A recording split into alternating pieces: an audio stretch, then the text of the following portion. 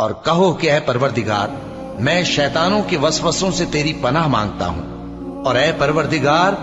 اس سے بھی تیری پناہ مانگتا ہوں کہ وہ میرے پاس آ موجود ہوں۔ یہ لوگ اسی طرح غفلت میں رہیں گے یہاں تک کہ جب ان میں سے کسی کے پاس موت آ جائے گی تو کہے گا کہ اے پروردگار مجھے پھر دنیا میں واپس بھیج دے تاکہ میں اس میں جسے چھوڑ آیا ہوں نیک کام کیا کروں۔